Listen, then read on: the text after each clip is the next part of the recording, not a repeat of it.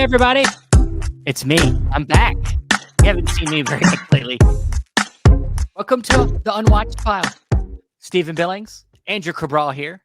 Hello, How's it hello. going, man? It's going weird. good, going good. It feels like so long. I'm gonna take the saying that you always say. God, it feels like it's like been just yesterday. In this case, God, it feels so long ago that we did this, me and you, together. What you talk about Unwatched Pile? Yeah, I think. Well, it's I mean, been, just in general. Yeah, that's When very was the true. last time that we were doing something? May when we did Unwatched Pile, when we did anything live. I guess very it wasn't much, that long, but it feels forever ago. It does feel forever ago. It feels like there's been so much happened in between that time, yet it also feels like nothing has happened in between Oh my that God! time. See, here he is. He's a philosopher here. Clearly, you don't watch the new Chasing Labels with just me pontificating for 2 hours straight. Well, as I told you, I mean, to be honest, if I'm being completely honest, I do like to listen to some of it. But to be honest, if I was listening to all the stuff, then it would be like me being on here again. Yeah, you might as well just be on it. I might as well just keep doing it if I was to just listen to all these. I don't Part know of the how. reason. Yeah, I was say I don't know how algorithms work, but as long as you listen to a little bit of it, I think it counts as a listen or review. So it all works. Yeah. When I know that there's a release that I'm interested in, I pop on and I'm like, I gotta hear what Andrew's got to say about this. But for the most part, I it's part of it's a therapy for me because I'm trying to, not be so active in the buying section of my life. So to help pull back, not keeping my head filled with it so much makes it a lot easier not to buy so much stuff.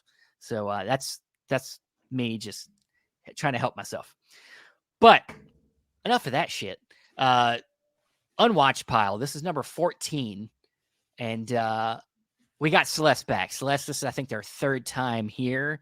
So she's in the backstage, in the green room, probably drinking some drinks, talking to some rock stars, whoever's there. We got people back there.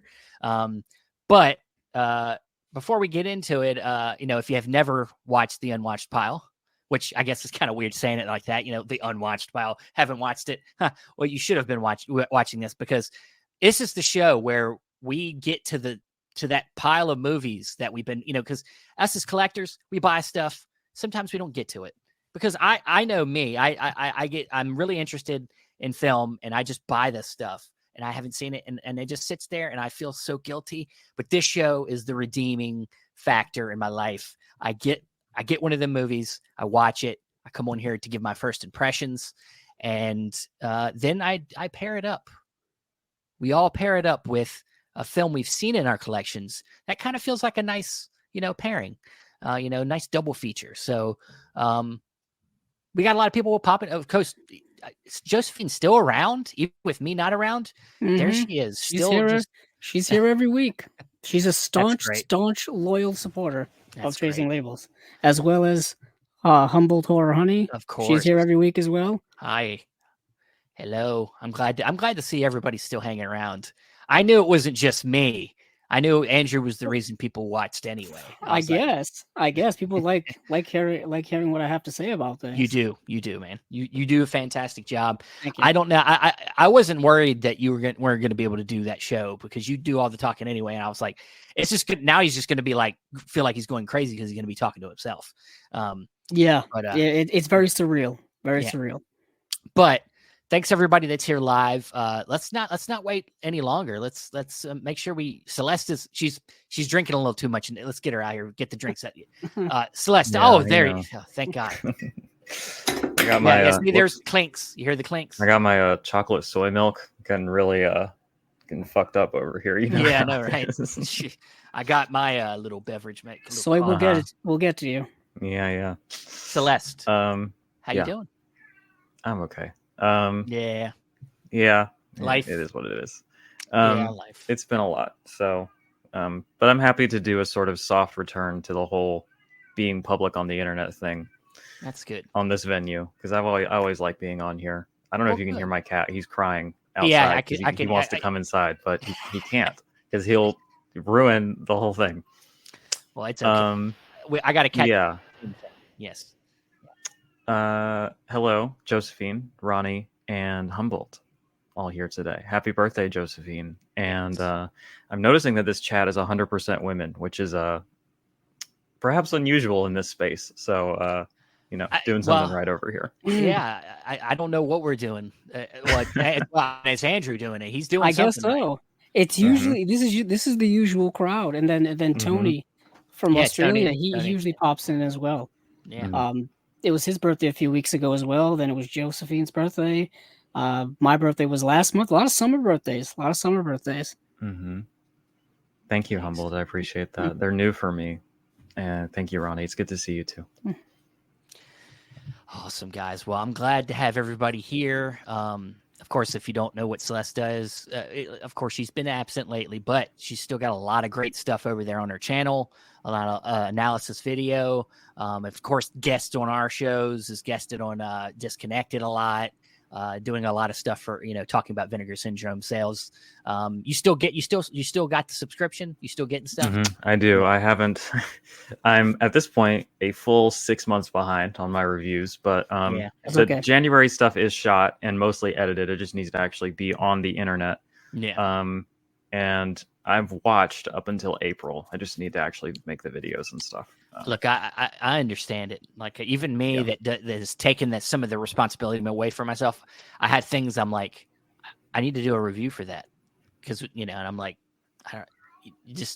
sometimes you don't have the motivation or you got other things going on. It's tough.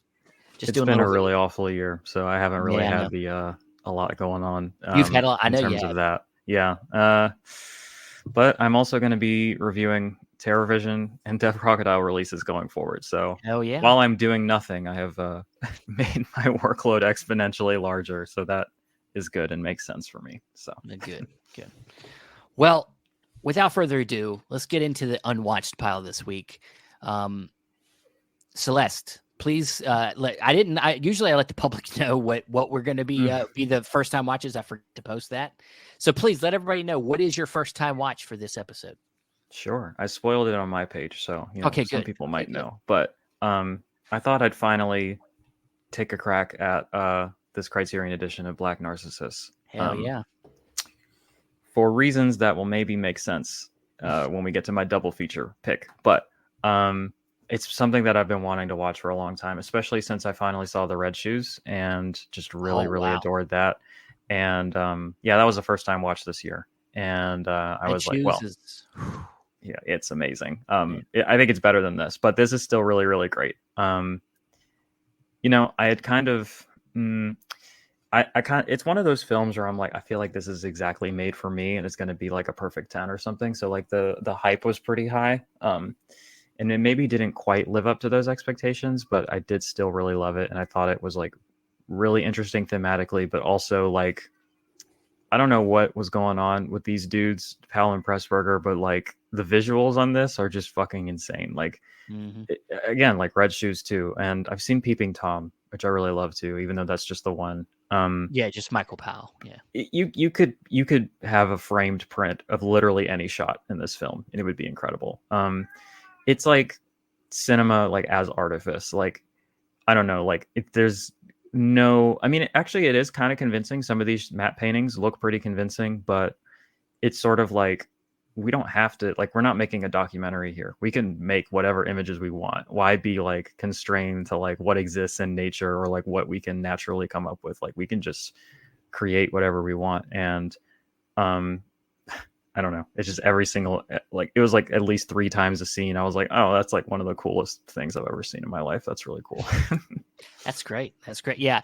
I think there is something about, today the film is of course you just littered with digital effects and when you're just talking about like sky replacement or background replacement, it's usually not something that we really notice probably, because they use it all the time. But, I think there is something to like a convincing matte painting that even though, it's maybe limited in what it can, like, because there's no movement, there's no, there's no wind blowing, there's no, but there is something really cool about the texture of that, the background of that. And it's like the whole screen is now art, Like it's Yeah. that's a cool Like, thing. A cool thing that's lost nowadays. for sure. So Yeah, the clouds are often a big giveaway for that kind of Yeah. thing. But I don't know, like some of the later Hitchcock stuff when he was doing it, like probably past when it was appropriate and like it didn't look quite right. Some of those matte paintings kind of stick out like a sore thumb. Yeah. But this one, I don't know, there was something to the way that they framed these shots and like the perspective and everything where like this shot that is on the cover, which is like straight up one of the coolest shots I've ever seen. Like when it first showed up on the screen, I was like, how the fuck did they get that shot? That's insane. And then it took me like a second and I was like, you know what? I bet that's a painting, but it looks really good, you know? Man, yeah, good stuff. So what's how much? So you've seen the Red Shoes, and you've seen this. Any other Powell and Pressburger that you've been looking into that you want to visit? Well, I'd like to see all of it, honestly. But yeah, other than that, it's just Peeping Tom is the only one that I've seen, which is way different than those these kind of like fantastical sort of Technicolor epics. Yeah, so I definitely need to get to like Tales of Hoffman. I think is another big one, and there's another one that is escaping. Matters of Life and Death is another. Yeah, that one or too. also known as Stairway to Heaven. That's another one that's really good. And the okay, I listened to the commentary today with Powell and Scorsese, and they referenced Stairway to Heaven. I wasn't sure what they were talking about, so that makes sense. Yeah. And then there's the life of Colonel Blimp. Life and Death of Colonel Blimp. I just need to get through all of them. Yeah. I think they're all Janus films too, so they should be on the Criterion channel. And they are. They're either all on there. Actually, I think they are on it. Even the stuff that's only on DVD, like the 49th Parallel, I think is also available on there. I think they've got all of Michael Powell's stuff on there. I'm pretty sure. Famously, Michael Powell was married to Thelma Shoemaker, the editor for all of Scorsese's films, I think from Raging Bull up until now. I believe Scorsese introduced them, and that's how they got together. She's still editing his work to this day. Yeah, that movie, the cinematographer for Black Narcissus is, I believe, Conrad Hall. I think that's the cinematographer, and he was way ahead of his time when it came to Technicolor photography and all that kind of stuff. It's that famous 3-strip Technicolor that everybody knows about. If you think of like the movies from the 30s, you know, like Wizard of Oz and Gone with the Wind, all those great Technicolor films. What's interesting about a lot of that stuff is that a lot of the original elements of that stuff's completely gone because it was like 3 strips over or like together. So they would like lose it, or if a movie was super popular, they would just use the negative until it ran out, basically, or they would just dump it, or you know they were made out of like nitrate, so they would just explode randomly. You know what I mean? A lot of that stuff. The Black Narcissus, the I know Celeste will probably get more into it, but the themes in that movie I think are fascinating and kind of relevant, like eternally relevant. Yeah, I know that the 3-strip Technicolor, I don't remember exactly why. Maybe it's something to do with the processing plants that don't exist anymore or something, but like you can't make films like that anymore, which is unfortunate, but it does make them more special as like a testament or like a sort of snapshot in time of sorts, you know. Yeah, I would like to talk about the themes real quick because going into it, I was expecting it to be, I guess, more dark, more transgressive. I should have probably tempered my expectations for 1940s. And like even with what we have, apparently the Catholic League of Decency or whatever dumb shit was going on back then, like it like made sure that they cut like 20 minutes of it because it was still too much. And I believe this is the uncut version because they were referencing stuff that was cut in the commentary that we were, you know, watching.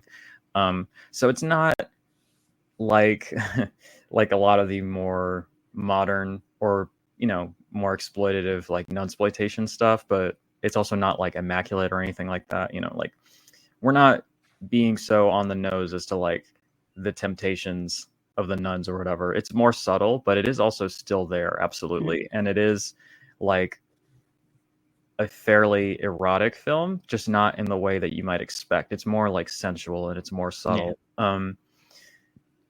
But honestly, even though that's the theme that I find to be the most interesting in these types of films, like The Nun Story is one of my favorite films ever. And it's such a great, like, breakdown of the kind of suppression and oppression of women that goes on in a convent, and like a woman's journey to like kind of escape that and like find her own self outside of that context. It's just such a great film. I don't have it, so it's not my double feature for today. But Warner Archive recently put it out, so y'all should get it. Awesome. What I found the most interesting about this, because we do have that theme, and I'm going to try not to spoil anything because I know not everybody has seen it. We do have sort of people being forced into the faith and kind of finding their way out of it, that kind of thing. And that is a fairly consistent thematic through line. But to me, this actually reads more as like a fairly scathing indictment of colonialism and like the failures of that. It's kind of hard to go into why without spoiling it, but just like kind of vaguely, like the conceit of the film is that like these white Catholic nuns are establishing a convent in kind of a rural village in India and kind of imposing their methods of education and medicine and all this stuff. And let's just say it doesn't go the way that they planned. And I think that it is making a comment on that dynamic, generally speaking, as opposed to just in this one instance. That's where I'll leave it to avoid spoiling it. All right. Of course, coming from two British directors too, Mm-hmm. makes that interesting as well. Mm-hmm. But yeah, it's I know this film is definitely held up as definitely some of their best work. It's one I haven't watched in a minute. It's one of them. It's actually, I would consider it one of the essential criterions. Like, like it's kind of one of the, like Criterion 101. Like, yeah, yeah, like it got, is like, kind of your essential staple grouping. Yeah, that everybody seems to have in their collection. I feel like that, like Black Narcissus is one of them. It's an early, if I remember, it's an early number, isn't it? It's pretty early, yeah. 93. Apparently there's a TV series of Black Narcissus. I was not even aware of it. I was thinking of reading the source novel, but I'll have to check out the TV series. That sounds fun. Yeah, I think it came out in the last few years, so it's like current. Okay. Nice. It's current. I think it was on FX. I want to say FX. I don't know why. Okay. So it's probably on Hulu somewhere. Josephine also asked me, you're ahead of me. Yep. What movie Afterlife I want to go to? I can't even think of that many outside of like Defending Your Life or like What Dreams May Come. But my answer is going to be Rivendell in Lord of the Rings, because it's the only one I can think of that is even slightly appealing. I would go to the movie Afterlife, the one where they the Japanese film where they actually you go to the afterlife and then they make your favorite memory using filmmaking. They create your favorite. Nice. I know, right? It's a cool movie. I've not seen it. Yeah, it's in a Criterion collection. It's it's Hirokazu Koreeda's film. Yeah, Koreeda, fantastic Japanese director who's still, what was his most recent film? Monster. He just recently did Monster. He did Shoplifters a few years back ago. Really great film. Tons of good stuff. He's got a set on Arrow. It was an Arrow video, Arrow Academy release. It's got some good stuff in it. Nice. But yeah, Afterlife, that would be mine, because I can't think of any other better way to spend my afterlife than filming my favorite memory and then reliving it for the rest of my life. At least that's how they say it. Andrew, what about you? In terms of it would be Lord of the Rings, wouldn't it? Probably, yeah. I'm leaning more towards what Celeste was saying. She stole mine, basically. Yeah. Because Rivendell looks like a heavenly paradise of a place. And then you get past the light and it's like it's all fire. You're like, no. Well, what's interesting is that Rivendell's kind of like an oasis in Middle Earth. If you look at the map, it's like after that you get to like the mountains and it's snowy and cold and freezing, and then if you go south, you get closer to Mordor, which is obviously fire and brimstone and hell, basically. Yeah. The Shire is also very nice as well. It's all green and lush vegetation. That's very nice as well. Yes, we know you love Lord of the Rings. Andrew. Yeah, I know. You would just live there. Okay, I do too. Yeah. Oh, yeah. I think the Shire is instructive of what we should organize our society around. Yeah. That's my politics. Also, I would say I do want to go to New Zealand one day and go to where they have like the Hobbiton set and all that stuff, because it looks so like real. Like you can like, I've actually seen like Airbnbs that they've made into like Hobbit homes, and you can actually like stay there. And I'm like, I don't know how much it costs. I don't even know where it's A lot, located. All I know is that it's a Probably too possible much. thing. Yeah. And I'm like, that's pretty cool. It's pretty cool. It's actually very expensive just to travel to that country. Yes. So Or travel New anywhere. Zealand is an expensive place. Yeah. I've looked into it. So, Damn. but awesome. I like the.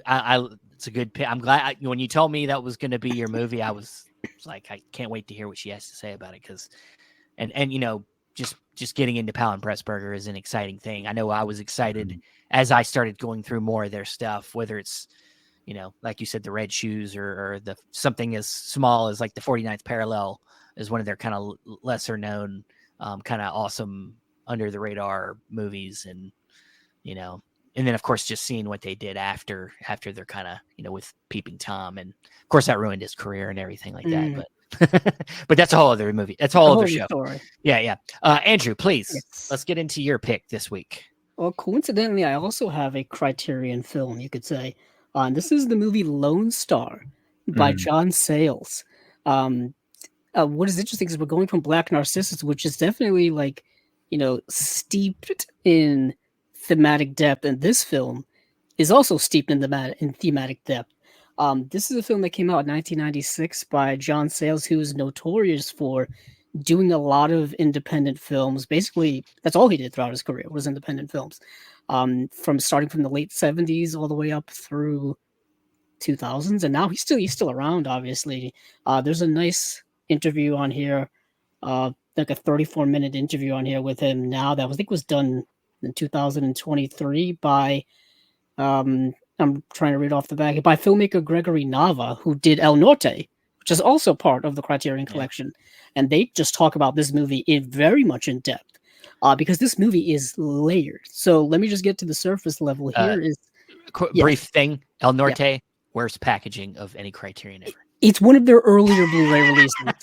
It's one of the ones where they had like the thin I have it. Yeah, the thin packs and then the slipcover over the thin pack. Right? Mine, it's not good. And it's Is it the same as their Chunking Express, if you know?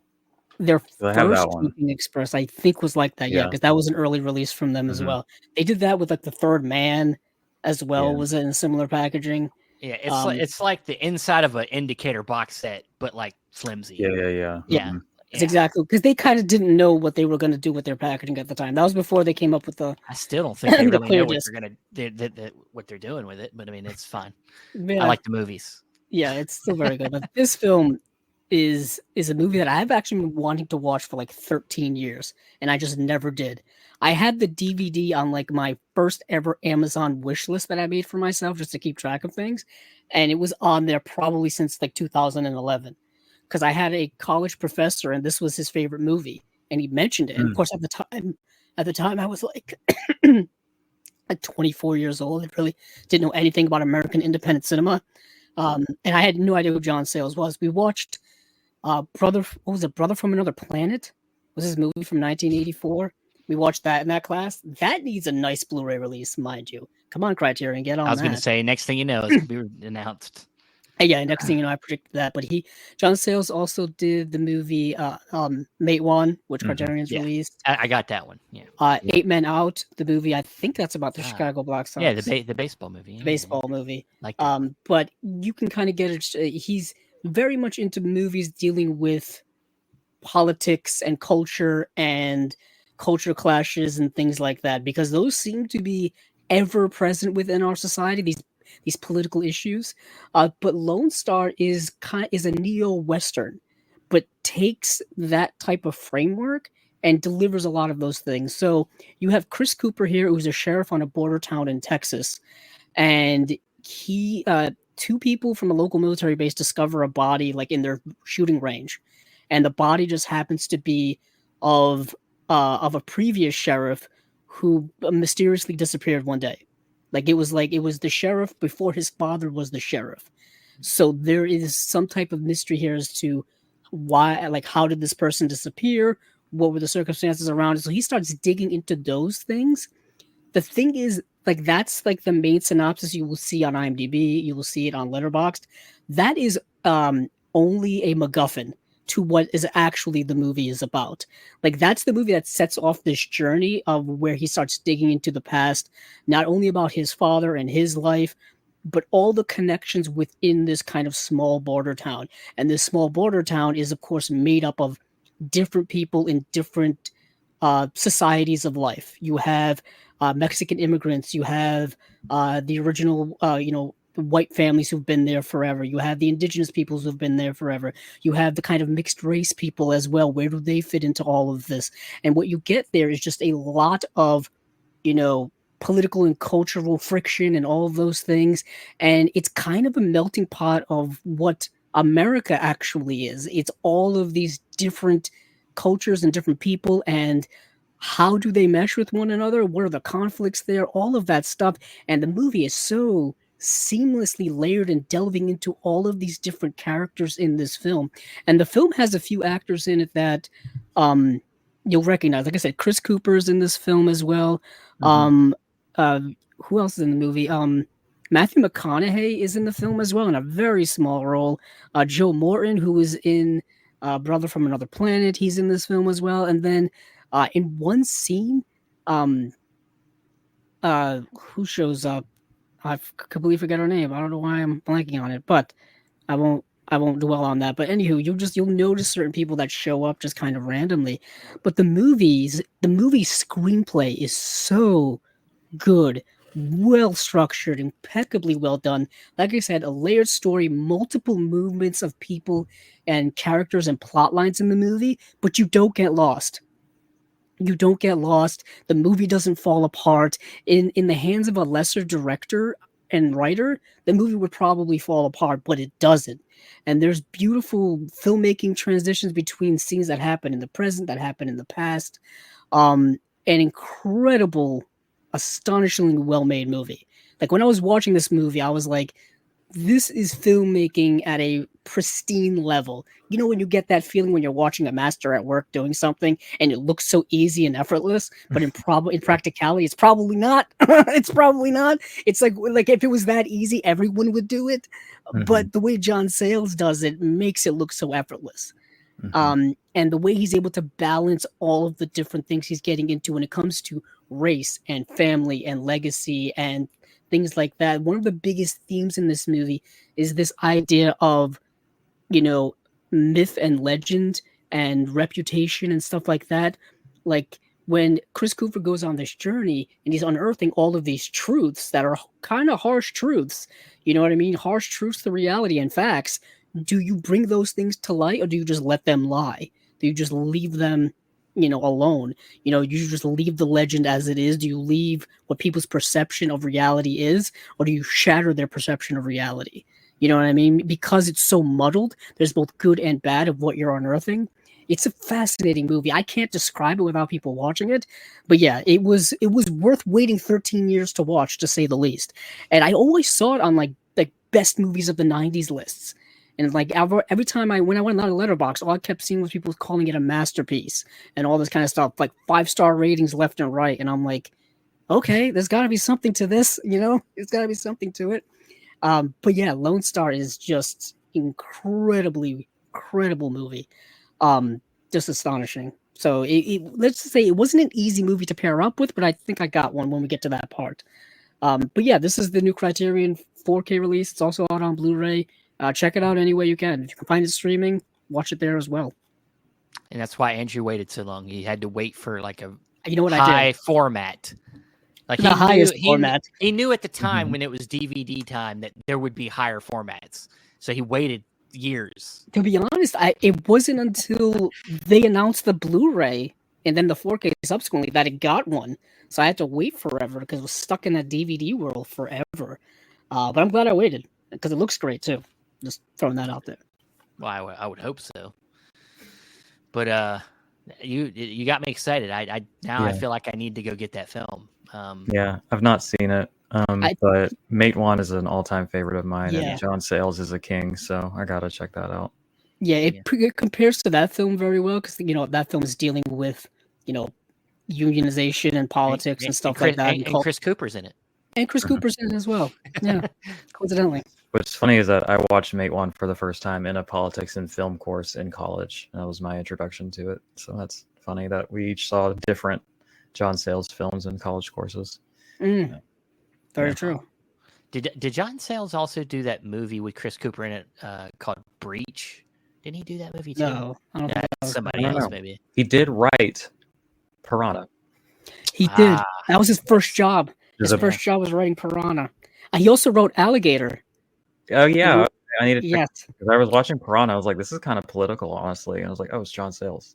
Yeah, anytime you see John Sayles' name attached to a script, you're in Mhm. for a movie that is better than probably you would assume it would be. You would think Alligator, which is a movie about a giant mutated alligator, would be silly and funny, but it's great because John Sayles is in it. Well, he writes it. But yeah, I'm becoming a big fan of John Sayles. I got to get more of his work in my collection. Awesome. I love it. Got me excited. Awesome. I can't wait to eventually spend money on that because I will. But that list keeps going on. All right, so I will tell you mine. This is one that I got from Indicator a good while ago, probably about a couple years ago now. And Paul Schrader is a director that I dabbled in. Honestly, I haven't even seen some of his big ones. Like I haven't seen was it Mishima? Yeah, I haven't seen it either. I haven't seen that one. I have it, but I haven't seen it. And some of his lesser like some of the ones like I haven't seen Hardcore. There's a few that I have not seen, and this was on the list. Light Sleeper, starring Willem Dafoe, Susan Sarandon. And I love Willem Dafoe. I think Willem Dafoe's like top actor of our time right now. Like he, not only can he go into an ensemble and be a character actor and kind of let other people take front stage and but then still steal the show, but he can lead a film and pull back and be not only be creepy, but he could also be very sentimental when he needs to be and warm and draw you in and make you, something like the Florida Project where he's playing a guy that is keeping up an apartment complex full of people and you can connect with that guy on that level. Then he can go do, some weird, character for what was that? The Northman. He played that one small part as like the weird, like ritual leader guy, or like little parts like that. He could, his Wes Anderson work, little characters he plays. Doesn't miss. He does not miss. I mean, he is. No, I think of the movie where we played Van Gogh. Van Gogh. Yeah, he's amazing in that. Yeah. But in Light Sleeper, have either of you seen Kinds of Kindness, the new Yorgos joint? I've not seen it yet. Oh, it's so good, and he's so good in it. Like that was one where I was just like, he just doesn't turn in a bad performance ever. Like he's always on it. I watched Boondock Saints again recently, and I hated it so much. But he was like the one thing that I liked about it. He's great in that movie, but that movie really kind of doesn't hold up. Oh, it sure doesn't. Over time, you realize how bad of a filmmaker Troy Duffy was. Oh, it does not hold up. But then you realize that he was just kind of a bartender from Boston, so that's kind of perhaps why he's not a great filmmaker. But yeah, but Willem Dafoe is great in that movie. Yeah. All right, but Light Sleeper. To get to know the film a little bit, Willem Dafoe plays essentially a drug dealer, delivery man, whatever you want to call it. And Susan Sarandon's like his boss. He works for her, delivering drugs. And in the film, he's at a point in his life where it's kind of midlife crisis in a way. Like he's trying to think of how to get out of the business. His own boss is getting out of the business. She's decided to get out of dealing drugs and wanting to turn the business over to, I believe it was selling cosmetics, I think, or something. So she's getting out of it and trying to go legit. And now he's got to think about, what do I do with my life after this? Like, this is all I've done. And before I got into this, his character was a drug addict and has come out through the other side. And in the film, he comes across his ex, played by I think it's Mary Beth Hurt, plays his ex, and she was also, you know, addicted to drugs as well, and had come out the other side, and so they have meet in the film again after a long time, and you know, there's some back and forth, there's some reluctance, so it gets complicated, but a lot of this film I feel like is very kind of meditative in a way, like it's very you know, contemplative of like, you know, kind of what do I do when I don't know, you know, like it's kind of a sad movie. The whole movie is kind of sad, to be honest. And in the fashion of Paul Schrader, it ends in violence, and like a lot of his films. And of course, this film very much takes the kind of the archetype of some of his previous work, you know, whether it's Travis Bickle from Taxi Driver. There's another film that I mean, even something like First Reformed, which is a more recent film, kind of takes on this similar archetype in a way. But you know, compared to them movies, this film I feel like is a lot more subdued, a lot, you know, lighter. It's in the title, you know, in a way, you know, but it's dealing with, you know, interesting subject matters of people that are part of a lifestyle for a long time and living this extreme life, and they're trying to pull back, you know, they're trying to make their life better, you know, and sometimes it's hard to come back from what you put yourself in. I don't know. It's an interesting, I know, I believe both of you have seen this, right? Mm-hmm. Yeah, I've seen that one. Yeah. So and it's, as all of us, it's our first times watching it. What did you guys pull from this film when you saw it? I saw it on the Criterion Channel a while ago, and the two things that come to mind is first is a very nocturnal feel as kind of a sort of insomniac character, I think, if I'm remembering correctly. Where the title comes from. And I also remember the soundtrack, which is really overbearing, I think, like extremely like melodramatic and kind of very. Did I say overbearing already? Because that's just really how I feel about it. Yeah. It's distracting. But overall, I do really like it. I don't know. Paul Schrader is kind of an angsty guy, I think. Yeah. Yeah. Paul Schrader loves existentialism, and I feel like he must have taken. Like in college, he probably like learned about existentialism and was like, "I'm going to make this my entire rest of my life," and because all of his movies have that archetype that Stephen was talking about. It's these kind of lonely guys going through existential crises at a specific time in their lives, whether it be Travis Bickle, whether it be in American Gigolo, whether it be even in hardcore. This person's kind of going on a journey. It's a horrific journey for George C. Scott in that movie. But even his more modern work, I'm thinking of The Card Counter, the one with what's his name, Stephen? Isaac. The last name's Isaac. Why? Oscar Isaac. Oscar Isaac. Thank you. And then of course The Gardener, which is one of his more recent film. And it's kind of all of these same type of archetypical guys going through these existential journeys. Light Sleeper for me though is really good because Willem Dafoe is so good in it. Well, we knew that. You can. It's not so much about his actions in the film. It's you can see the emotional journey he's going on internally. You know what I mean? There are certain shots of his face. He has one of the most expressive faces you'll ever see in acting. And that's on full display, I think, in that movie, and I think in every movie he's in. He's just kind of going through it, for lack of a better terminology there. I think the acting carries the film. I mean, of course, very much, and I mean, it's, you know, there's a great feature on here that sits with Paul Schrader for about, I think it was a good 20 minutes or so.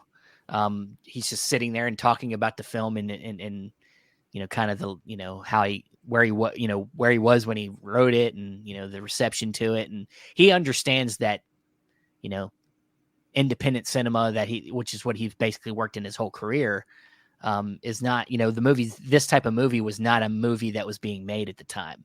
It used to be, and that's part of what Paul Schrader is part of that angstiness that you're talking about. He's all about sticking to his guns, what he believes in cinema and what makes good cinema, and sticking to that, and not going with the trends. And that's one thing about him. He's kind of punk rock in a way. In that way, he does not change his beliefs.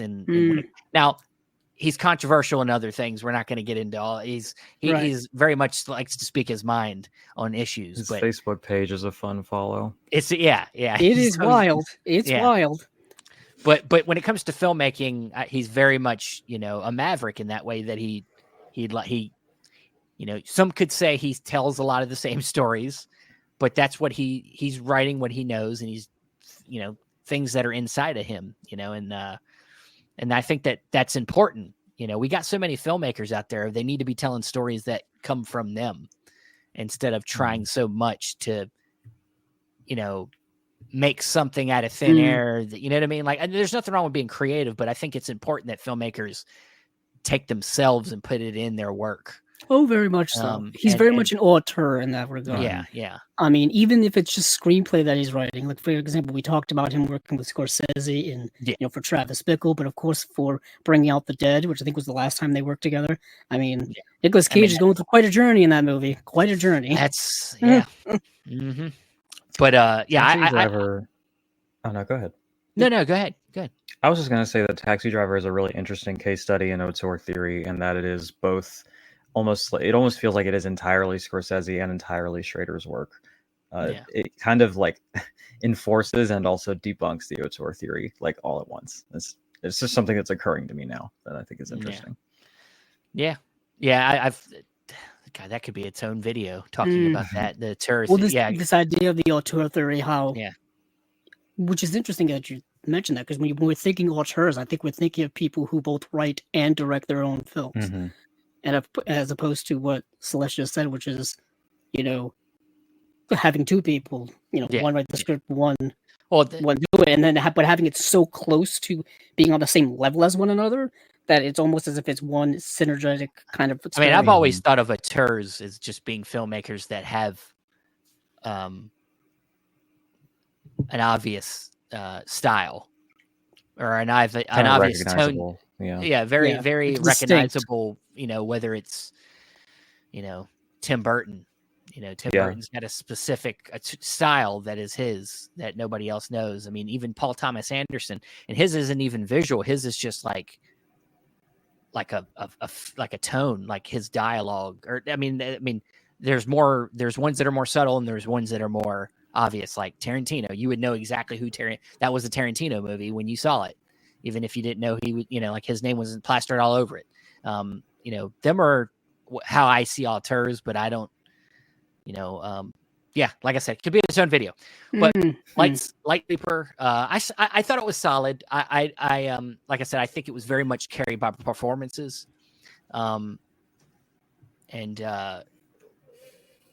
I'd be interested to watch some of the Schrader that I have not seen. Mishima seems to be like a big one that I need to watch. That's like completely different than any of his other films that I've seen. It looks to be completely different. So it's like anthological. It's like mystical. It's fascinating. It's also based on like a real person. It's a biopic of a really fascinating, like fascistic, like gay Japanese man. I don't know. Okay. I know more about him than I know about the film, and I really need to see it. Each segment tells like a specific story about a specific part of his life, and it's all done very avant-garde-esque. Yeah, very avant-garde-esque. Okay, but this is, like I said, an indicator release. It's got a decent amount of features on it. It is a Region B, so you would have to, of course, have a region-free player. But come on, guys. Did Kino do this in the U.S.? Does we know off the top of our head? I do not know. I'm looking at it right now. It does not have a Blu-ray release here yet. Interesting. Doesn't? Yeah. If you go on to Blu-ray.com, it doesn't have. Sounds like a Criterion to me. I was going to say either Kino is holding it up for some reason, or Criterion is hanging on to it, as would be my guess. So someone's holding on to it. Well, all right. We'll figure that out later. So Celeste, back to you. We got to figure out what you're pairing with Black Narcissus. I mean, this is All I right. can't wait to hear this one. I went with, from our friends at Severin Films, The Story of a Cloistered Nun. The reason I picked Black Narcissus is because a viewer and patron of mine was kind enough to send me the Nasty Habits box set. Shout out Dr. Jeff Butcher, because it was on sale on Amazon.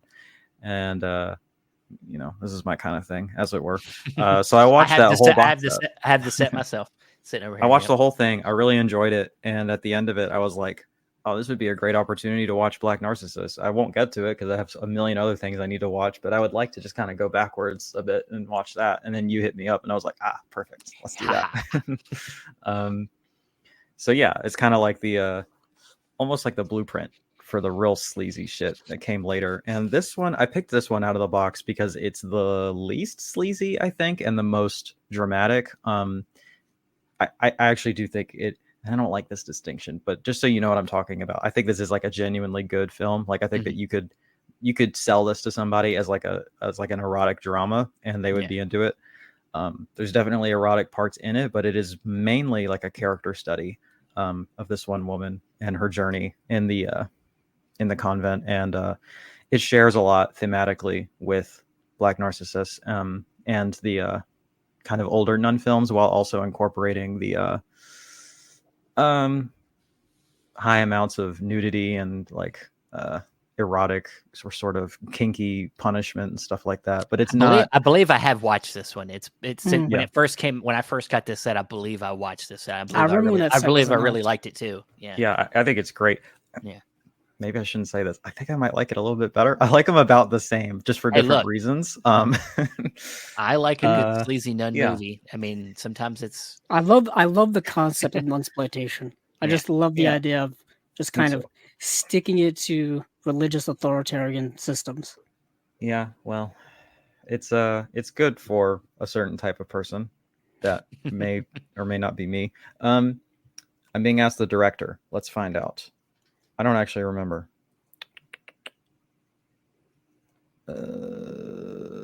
Directed by Domenico Palea. I'm sorry, I don't know. Sounds, not a name. Sounds like me over there. Sounds like me trying to pronounce something. That box set is all Italian, which I think is interesting. And there's some Andrew's good at wild speaking shit Italian. Come on, Andrew. Yeah, I don't have the movie up in front of me. It sounds like paella, like the Spanish dish, but with an extra syllable, so it's throwing me out. It's throwing me off. Anyway, I think that these would be a good pairing if you want to kind of start a little artsier and a little more subtle, and then kind of lean in to the aspects of this story that I feel like are in the undercurrent, but couldn't actually be fully explored on account of the Hays Code and Catholic Decency League and things of that nature. Yeah, you would start. Decency is not a concern for our second feature. No. When the Catholic Decency League used to condemn movies, they would just put like a big C on it for condemned. I almost I thought about this thought experiment, just going back and finding all the movies they condemned and then just watching them all, just out of spite and out of. I'm sure there's a letterbox list. Oh, there must be by now. I'm gonna get that logo on a shirt or something. Like that could be fun. That'd be awesome. You start Black Narcissus at 9. How long is that movie? Like 3 hours long? That's an hour 45. That's actually pretty. I'm thinking of every other Power Press. I'm thinking of every other Power Pressburger film. So you start that one at like 9, and then give people a little break, and then at midnight you start the other film. That's a midnight movie. That's a midnight movie. Mm-hmm. Yeah, That's Nuns After Midnight. Yeah. Nice. Ooh, that sounds like a great TV dinner and a movie. Nuns After Midnight. Welcome to Nuns After Midnight. Sounds like a classic heavy metal song or something. Let's write that. I got a project to do offline. Nuns After Midnight. Yeah. So awesome. Yeah, I love it. I need to letterbox these pairings. It's a new project of mine. I got to go back. Interesting. I never thought of that. I need to do something like that for these pairings we do on this show, because I need to be able to look back on them. I just don't want to give people a reason not to watch, because if they just know, then they might not listen to us. I don't know. Double-edged story there. But all right, I like it. Andrew, please tell us Lone Star. Right. What's going to come with Lone Star? Because now you're going to make me watch 2 movies. Okay, as I mentioned with Lone Star, as it being kind of this neo western, I thought I would just go back in time to a regular western, and Back to the Future 3. Back to the Future. Future. No. I was My actually favorite Back to the Future movie. Oh, okay, that's an interesting one. thought there. I almost want to ask more of that, but we gotta stay on track. Stay on track. Stay on track. Because you're not the first person to say that. Mhm. But so I was thinking of maybe some neo noir from the '90s. I was thinking something like that. But you know what? I'm gonna go back because there was one specific theme I talked about. I can see it, and it's The Man Who Shot Liberty Valance, the John Ford film. I never know what is in frame and what's not in frame. Yeah, I was like, calm down. You're messing up the buildup.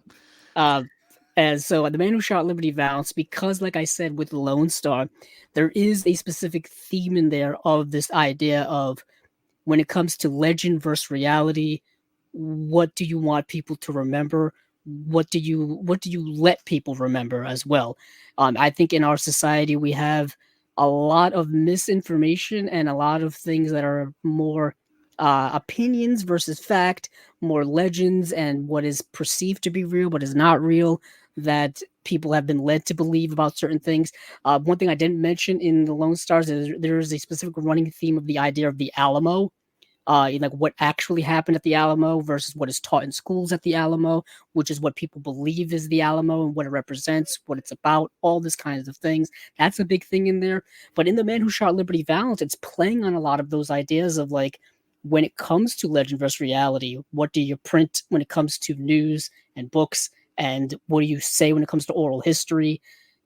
Do you let the legend be what it is because that's what comforts people the most, or do you show them the reality even though it's the complete opposite of what the legend may be?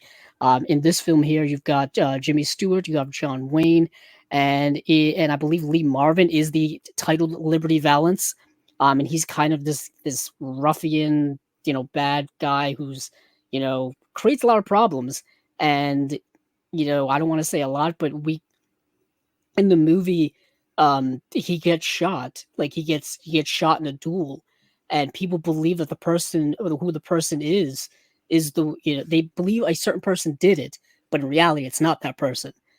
But because he is the one who took the credit for it, because he's the one who everyone believes it to be, his life is more enriched because of it.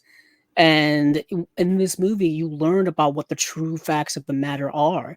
Just like in Lone Star, you learn about the true facts of the matter when it comes to a lot of revelations in that film. When it comes to that overall murder mystery story that I was talking about, you learn facts about that, and it's like it's not quite what you expect it to be. And do you just let the past be the past, or do you bring it to light? I think that's something that we are struggling with a lot in our society now when it comes to history and culture and things like that. So that's very relevant to modern time and probably to all time. But Man Who Shot Liberty Valance is probably one of my favorite classic westerns of all time. Probably my favorite John Ford film is this one here. This is just the regular, literally zero special features Blu-ray. There's since been a Paramount Presents release of the 4K and Blu-ray. I think they re-released it again in 4K in a non-Paramount Presents release for some That's right, they ungodly did, reason. I'm surprised you don't have either of them. Yeah, I'm not. He waits really long time. I know, I do. I've been wanting to get it for years, actually, since it was announced. I got to get it. It may or may not be currently on my watch list on eBay. Probably is. And it is on there. The ever extended list on another random site of movies. But yeah, so this is The Man Who Shot Liberty Valance. I thought it was a good pairing with that when it came to kind of myth building and kind of unearthing the past.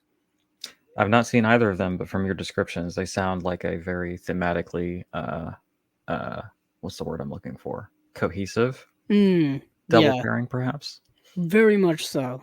Very much so. And this idea of kind of like the Western setting as well, where there is a lot of kind of, not like lawlessness, but lawlessness in the idea that, people can get away with a lot more because of the location, because of the culture, because of the people involved.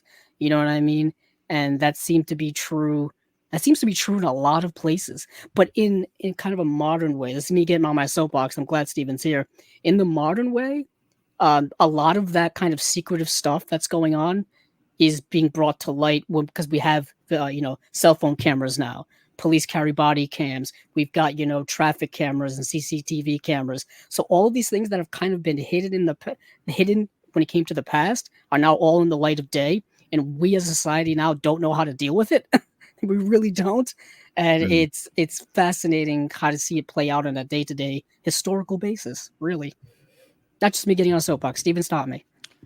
Oh no, man, I can't. I don't have the energy for it anymore. I used to have the energy because I was involved, but now I just let you. Having to be my own spot man or my own wrangler is not easy because you just want to go. You just want to go off. You know what I mean? You talk to yourself. You're like, stop.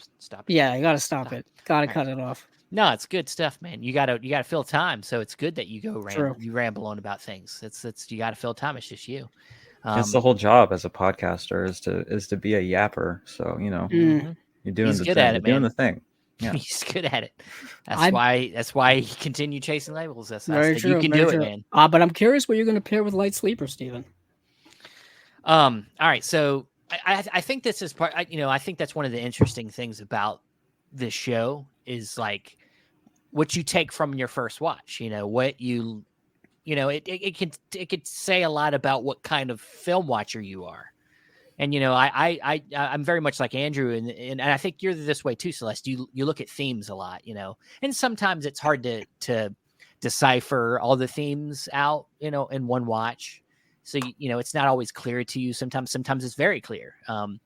And for Light Sleeper, I did take some things from it. I did take this sense of, midlife crisis, kind of some of this sense of like isolation a little bit, trying to figure out, feeling isolated by the world that you've created for yourself, like kind of thing. And so I tried to think of another film that involved criminals or maybe an alternative lifestyle of some type, and where the characters are dealing with something that has changed their life or something that they have to do to something that there's a moment here, and now we have to sit back and think about what we do next and contemplate. And it took me a second to I had a couple ideas, but I landed on this film because I love it so much, and I think it's one we could probably all talk about because I think we've all seen it. And that is the film by Martin McDonagh, In Bruges. I've not seen it. Oh, you haven't seen In Bruges? Mm-mm. Oh, No, well, the only of ones of his films that I've seen is The Banshees of Inisherin, which I love. Which is amazing. So I need to check it out. What a screenplay. But, yeah. I mean, just bulletproof writing and performances. It's just like, it's so good. Yeah. Well, speaking of that, the same two stars of that movie are in this film.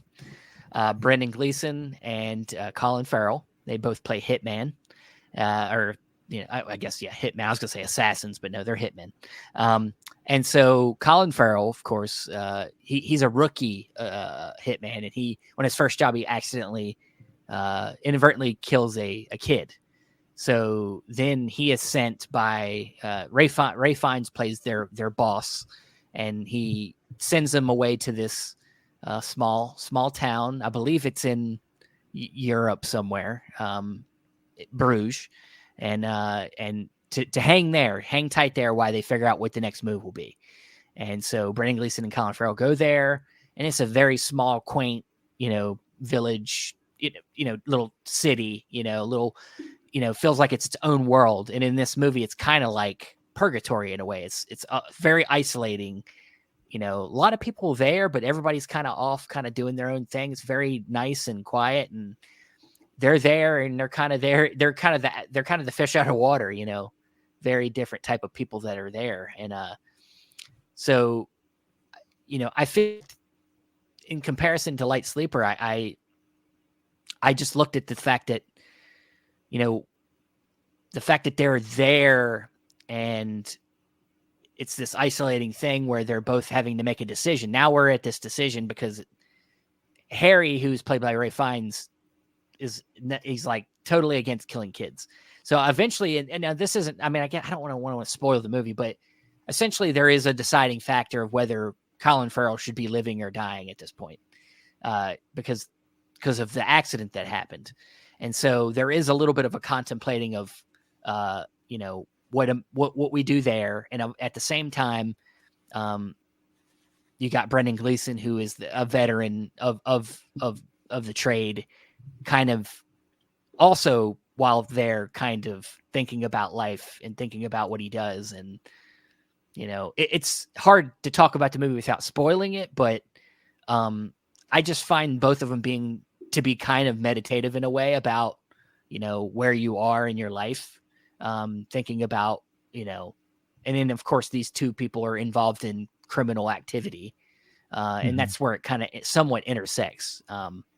But Andrew, what do you think? What do you think? Do you find a connection here, or am I just grasping? No. This idea of kind of literal existentialism, because they're kind of trying to figure out what's going to happen to the Colin Farrell character because he has screwed up at this job. And I don't know if you know this, Stephen. If you screw up as an assassin, or as a hitman, there's probably some consequences there. Consequences there. Nothing's and in both films, because in a way I kind of look at the two main characters of In Bruges being kind of an encapsulation of the Willem Dafoe character. He's trying, he's both parts of them were there at some point. The Colin Farrell character is kind of like representative of Dafoe's character early on in his life when he was an addict. He was reckless. And he probably hurt people, and then he's grown into the Brendan Gleeson character. He's become more aware and more sensitive, and more, and wanting to, and throughout the film is looking at the world around him and thinking about like maybe how to do something different. They're very much two sides of the same coin, I guess you could say. They're both on opposite ends of a life and opposite ends of a career. Colin Farrell is kind of young, brash, impatient. He just keeps complaining, like, why are we in Bruges? Like, what are we doing here? Yeah. And Brendan Gleeson's like telling him, like, hey, just, relax, enjoy the scenery, enjoy the food, enjoy the time you're here, all this kind of stuff. And he just like, really, like in fucking Bruges, I don't care, you know what I mean?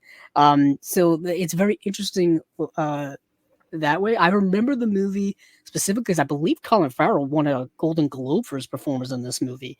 Also, the screenplay is incredible in Bruges. I've recommended this movie to so many people because it's such an underrated movie that no one really talks about, specifically when it comes to Colin Farrell. And I still think Brendan Gleeson's relatively unknown. I mean, he's in things like, heck, he was in a Harry Potter movie. Got to be pretty big to be in that. But still, I think he's kind of a relatively, independent actor. And I think Colin Farrell is fantastic in it. What's the director? Is it Martin McDonagh? Martin McDonagh. Yeah, Martin McDonagh. He writes really good screenplays. I think a lot of it has to do with the fact that he comes from the world of theater. So he's written a lot of plays and he's won like awards for plays and stuff like that. And he also spends like 5 years. He doesn't make a lot of movies. Yeah. Like in the last 15 years, I think actually when did In Bruges came out? 2008? 2008, yeah. Yeah, I think he's only made 3 movies since he made In Bruges. He made what's the Seven Psychopaths. 7 Psychopaths, 3 Billboards Outside Ebbing, Missouri. And then he did the most recent one that Banshees of Inisherin that Celeste talked about. So only 4 movies in the last 16 years, which is, I guess, not a lot, but it's a decent amount.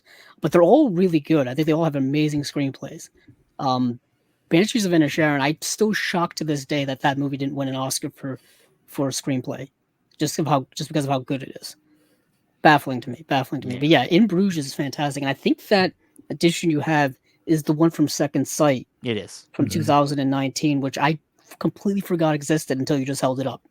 Completely forgot about it. Yes, because I almost didn't get this. Put out a 4K of it a couple of years ago. It doesn't matter. I like this. That is a very nice edition. That is a very nice edition. You can only get so much better looking than True. Blu-ray. I mean, and I'm pretty sure the second sight editions typically have exclusive special features. They do. I'm very much in chasing labels mode now, like 24/7. Yeah. So that's why I think of these things all the time. Yeah. But it's, I mean, but do you see where I'm connecting there? Yeah. to me, it's about, Existential crises. yeah. I mean, That's the easy connection right there. yeah. I mean, that's They're tonally a little bit different they are. because In Bruges is a dark comedy. That's the one thing Yeah. with Martin McDonagh. His movies are dark comedies, like black comedies. Yeah. And Which I is an like acquired to taste. I like that too. I mean, just like Celeste's picks, you know, it's good to have when you're doing your pairing. It's good to maybe have some thematic connection, but then like tonally, maybe it's good to have like something that's either a little bit more upbeat on one, you know, to liven it up a little bit. You know, you don't want it to be ooh. You don't want to you don't want to do like a Bergman film with a Bergman film. Just kidding, Tony. Because that's Yeah. what he remember when we had to. Yeah, he did do They double did Bergman. two Bergmans. Did do double Bergman. Yeah, he did. I was just It's a messing with Bergman you. sandwich. But yeah, it's you don't. I just like I like having some contrast. I almost paired True Romance with this. I thought, you know, like two people getting together and then like kind of embracing the criminal aspect of the whole thing would be kind of like a weird contrast. And then it ends in gunfire, kind of similarly to. That's you know, not like, bad. Yeah, That's not a bad pick. But I was just like, I don't know, let me hone it in a little bit, and I thought maybe that'd be a little bit too radical. I almost chose another one. Like I said, I was thinking neo noir from the '90s to pair with Lone Star, and I'm trying to think of. It's the movie with Denzel Washington, Devil in a Blue Dress. Devil in a Blue Dress. Devil in a Blue Dress, just because of the way in which those movies are structured similarly, where you have multiple characters, storylines, and you've got like a whole mystery that's kind of, you know, pushing the plot along, and you get certain plot revelations because of it. Yeah, that's what I was initially thinking. All right. Ronnie was just watching me hold my tongue the whole time. Oh yes, I forget. Yeah, Celeste, you do not like True Romance. I right? really don't like it. Yeah, I think it's Tarantino's worst screenplay, like by a mile. But that's okay. Well, I mean, I do think it makes sense for the pairing after you explained it. I was like, okay, I see it. Well, I mean, but it's, you know, it's definitely, it's crazy. It is a sloppy screenplay. It's not, but I don't know. It's a fun. I actually watched the Siskel and Ebert review of True Romance, like just kind of researching what I wanted to do, and they both Siskel did not like the movie either. Ebert liked it for its entertainment value, but they both agreed that it was like juvenile and like, you know, just for teenagers, like for like that it's just, you know, just a juvenile movie. Like that it's for kids basically. That it didn't really make, you know, it's just, you know, Tarantino, he's a young budding filmmaker writing, you know, this before he put out his first film, I believe he wrote this before he put out his first film. So yeah, I mean, it's to me, I like watching it, but I could see how it might not. Let's not, we'll go down a rabbit hole. I'm turning into Andrew now. You're back in the machine. Yeah. So, but yeah, good shout out to Tony. Yeah, you're welcome. But awesome.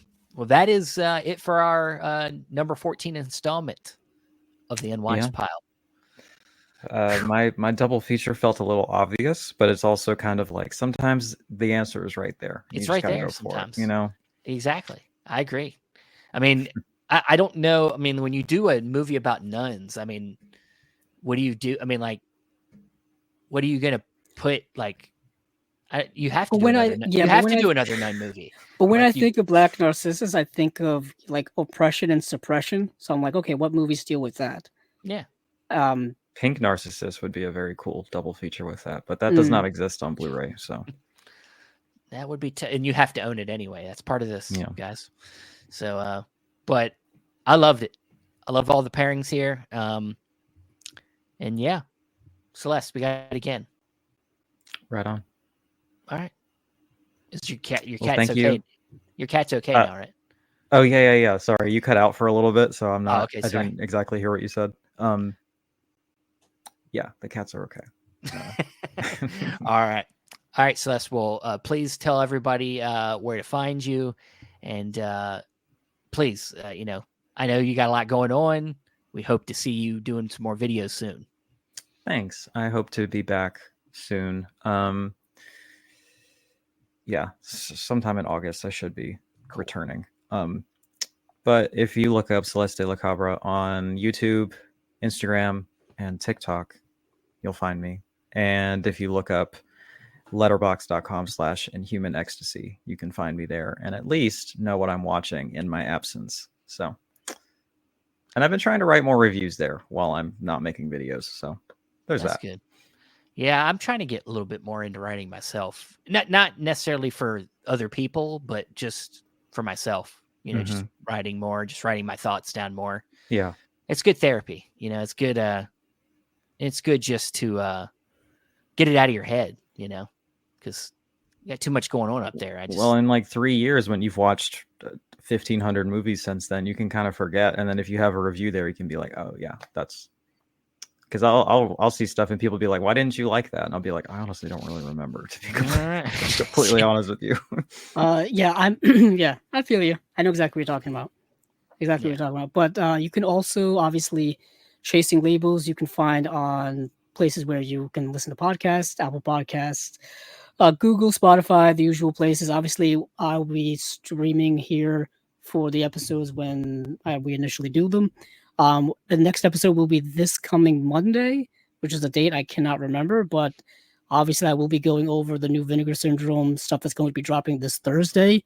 So that will be kind of the main bulk of that day, plus the new Arrow stuff that dropped, plus Umbrella, and other stuff from the boutique label world. Yeah, you're making me sweat. I'm glad I'm not doing it. But yes, please. I'm dreading Thursday. I can tell you that. But please subscribe if you haven't. Please share it around. Please let us know what you think. Leave comments.